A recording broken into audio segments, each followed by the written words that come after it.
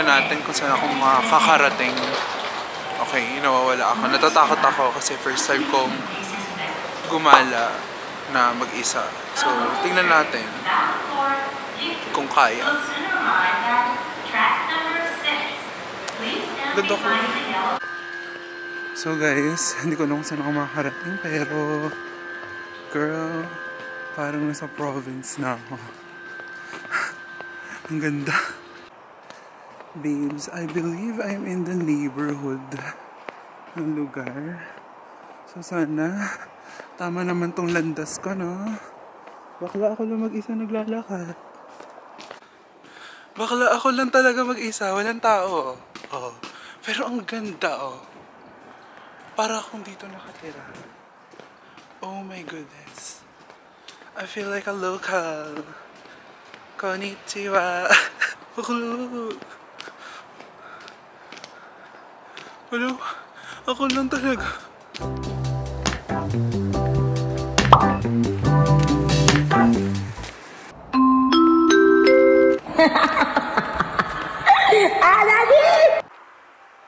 Guys, nakita ko na. Ito yung sikat na parang Spirited Away. Oh my gosh. Kiyosu Castle.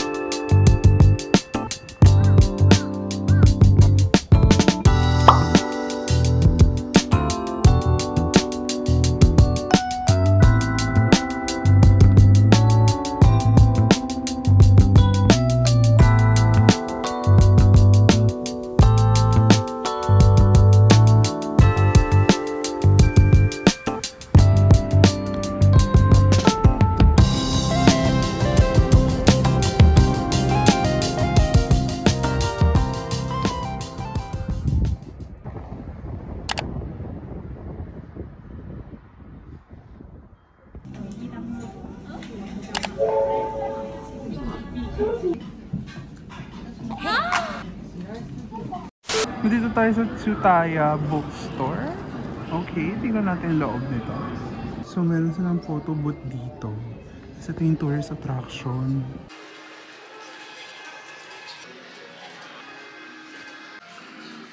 So, may mga iba't ibang design pa pala siya. Printing. Oh my gosh, ito na siya. Cute. Oh my gosh, ang ganda niya. Guys, ang laki. Oh my gosh.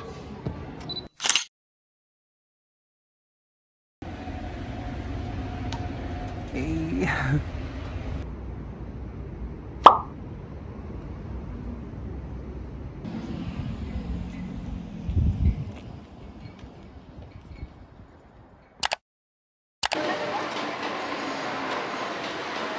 So hello guys, currently I'm in Inuyama. Baka malakas yung hangin, oh my gosh. Ang ganda dito, neighborhood din. Kung kita nyo naman ako. Ang ganda, diba? And may mga snow dito sa Inuyama. So I think this is like pa-north. Yun ang mga snow. Tapos, mag-hi tayo sa camera. Hello! Oh my gosh, sorry. May kotse sa likod ko. Looks like it snowed last night, I believe. Because there's a lot of snow, babes. My gosh. Ingat din, baka madulas. Lalo naka-heels ang babae ngayon. So guys, parang solong-solo mo talaga tong lugar na to. Kasi hindi siya touristy talaga. Unlike yung mga lugar sa Tokyo, Osaka, Kyoto.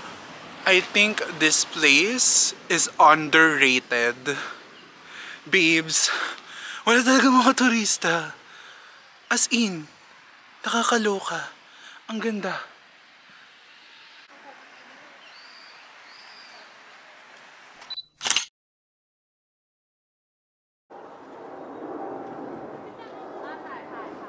So guys, hindi kami naka-tour dito ha. Lahat to DIY, okay mga be? As in, ang hirap. Mahirap talaga pag DIY pero mas okay kasi hawak mo yung time mo. Pero dapat talaga planado, maayos yung pagpaplano mo papunta sa mga lugar na gusto mong puntahan. As in, I think okay lang naman din ata kung magta-travel tour ka as in mo yung mga kasama ka. Pero for me, recommended ko talaga i-DIY nyo na lang din. Kung ayaw nyo makipaghabulan sa oras, ganun. Gusto nyo hawak nyo yung time nyo. At gusto nyo kung saan kayo pupunta, ganun.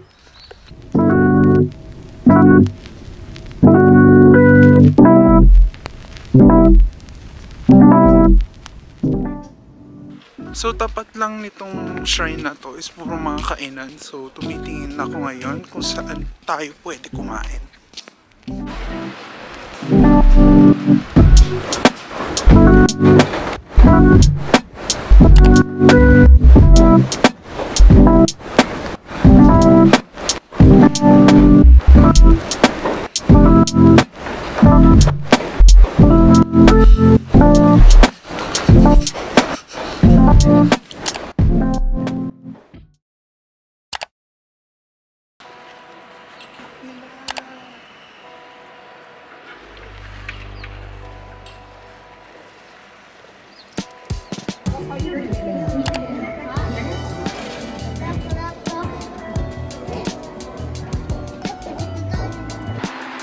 Hello to Nagoya Tower.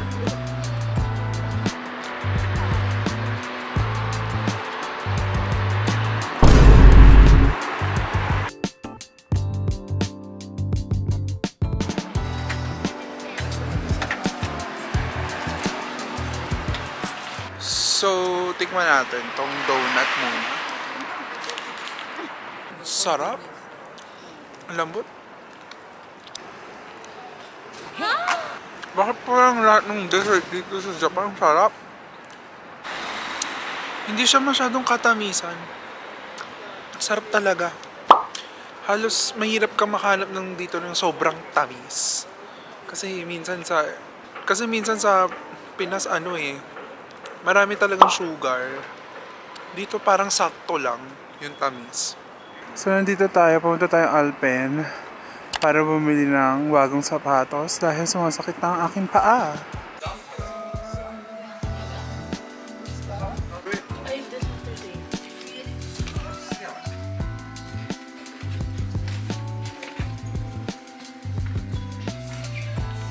Ang ganda talaga. Ang ganda. Ang ganda niya. Ang ganda sa paa.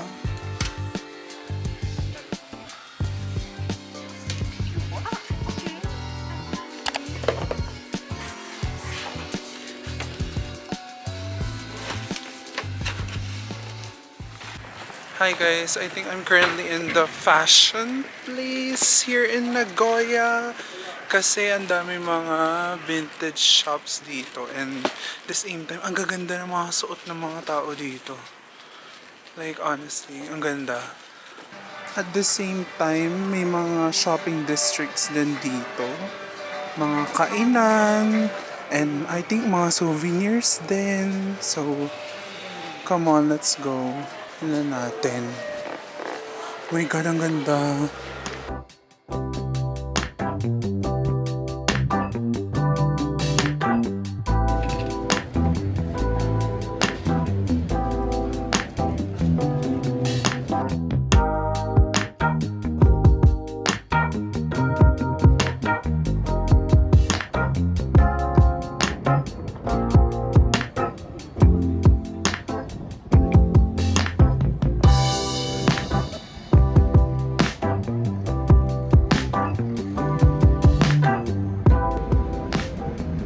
Laki na.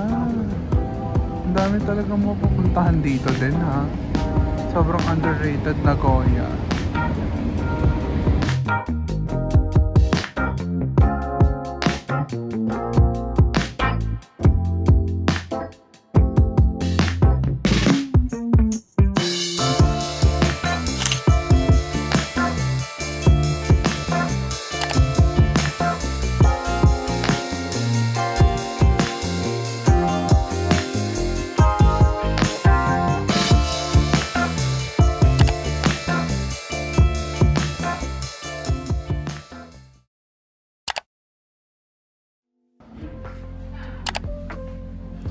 So, andito na ang Bading sa cafe.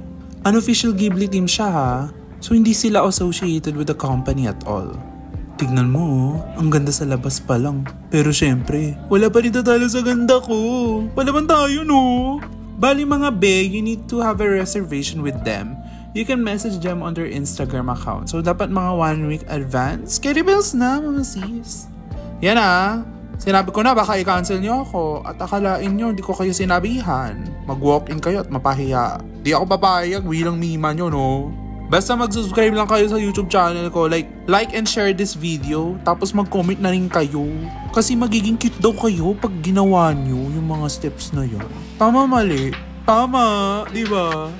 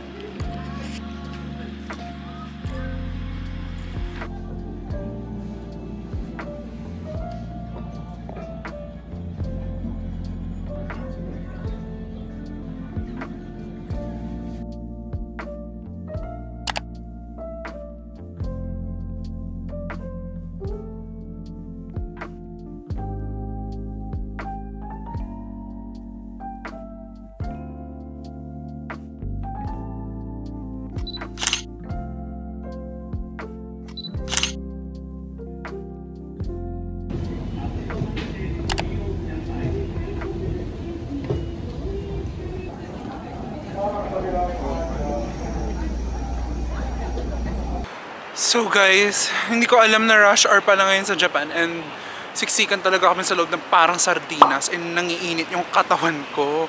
Kasi syempre, yung mga body heat ng mga tao, dikit-dikit. Kaya, you know, enclosed space. Hindi na ako makipagbakbakan sa rush hour.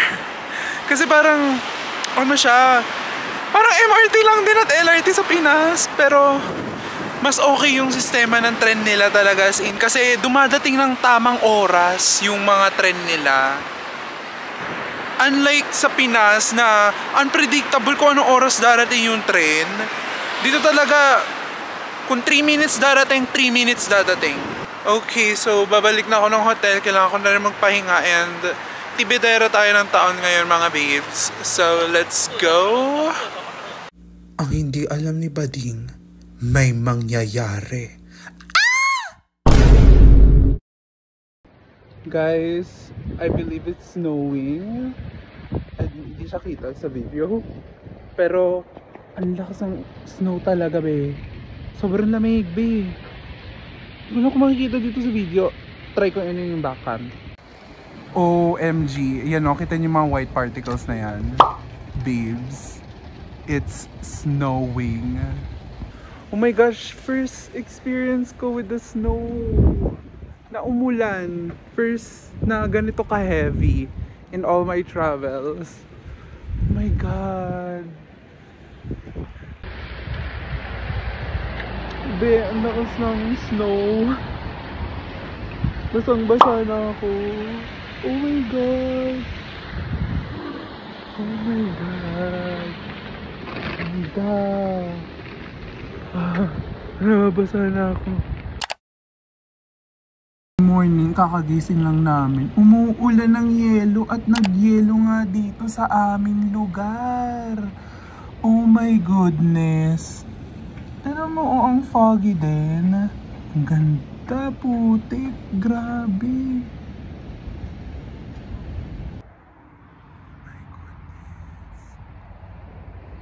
Yung park dito.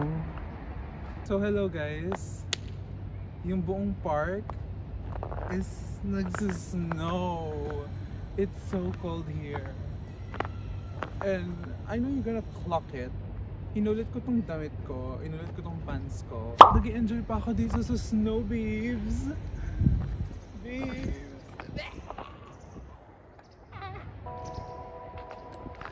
Ate ko lang. Baka pagtinginan na ako dito.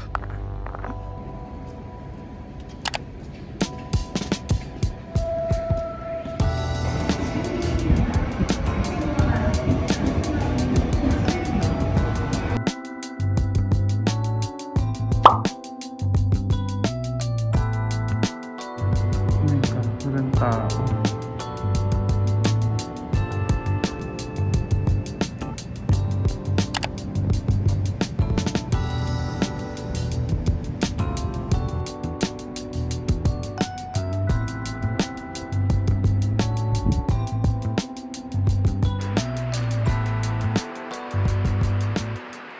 So guys, I've left my luggage first sa lugar namin, and unfortunately there's no elevator in there, so I don't think I can recommend that place. But right now I'm here in Ozone, in Nagoya. Nagoya pa rin pa to, no? Tama, ewan. Pero like, it's so quiet here, and there's a lot of marami ring kainan dito, and I'm checking the places right now, and right now it's so cute. Okay, quiet, cute, di ba? Medyo laid back here sa Ozone, and if you like that, go ahead, take this place. Pero I don't think wala akong masyado ma-explore dito, except this place talaga. Itong pinagstayan ko is may mga kainan talaga dito, may mga shops. Okay, let's go. So I do see pubs here, may mga inuman talaga dito, may mga cafe, and you know, parang halo-halo talaga yung mga shops dito. May mga pang souvenir, may mga pang cute talagang items dito na you can buy.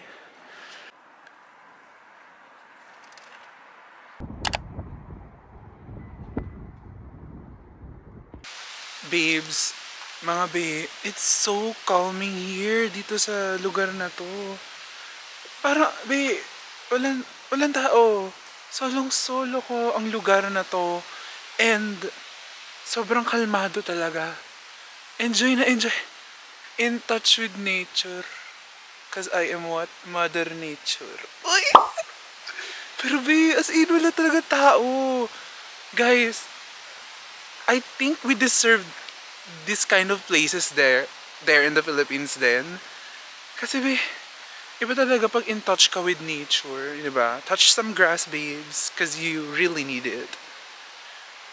Nakakaano siya, nakakaano ng mental health, like, healed, period.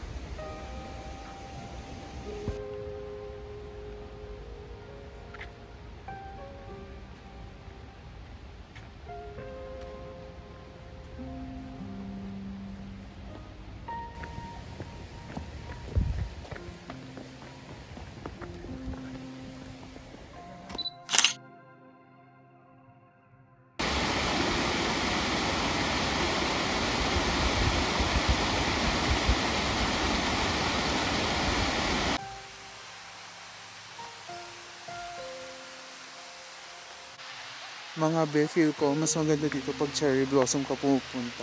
Kasi parang tingin ko mga ano to cherry blossom trees. Pero kahit ganitong panahon, ang ganda pa rin talagang tignan. Pero feel ko talaga mas gaganda pag may cherry blossom siya. Guys, nagche-cherry blossom na dito. Oh my goodness.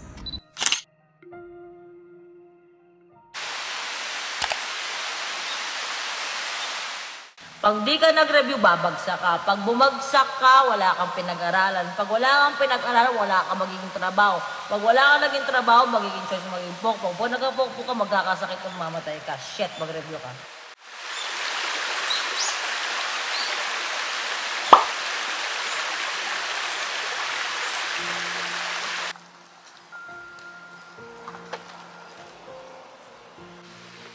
Okay guys, beside the garden here, ito yung garden na pinuntahan ko.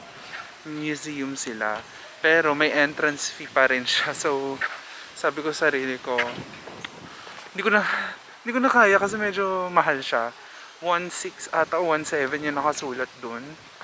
Unlike dito sa garden, 300 yen lang siya. Pero overall, you know, it's a must visit place, and if you have like the budget to go. So guys, I've kind of entered here sa isang place na to. Malapit lang siya sa art museum na yan. And I'll show you the photos that I've took kasi bawal ako magsalita. Ako lang yung taong nandoon. Sobrang tahimik doon, and ayoko naman yung nagsasalita ako na ganito kalakas, diba? Nakakaloka. Ayun, kita may aso.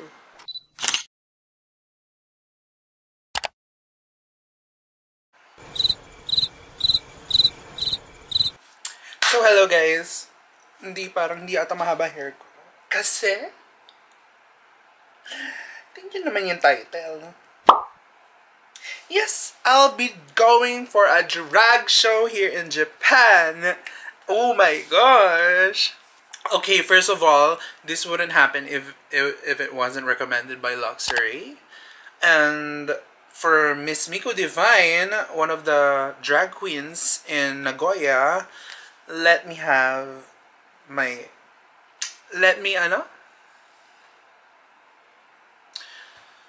they let me perform in their place, even though I'm a foreigner and, you know, I don't have like the customs here in Japan. I don't know how the Japan drag works, but they still let me perform, and for that I would like to thank you. Okay, I'm very, very excited because this is my first international drag show, babes.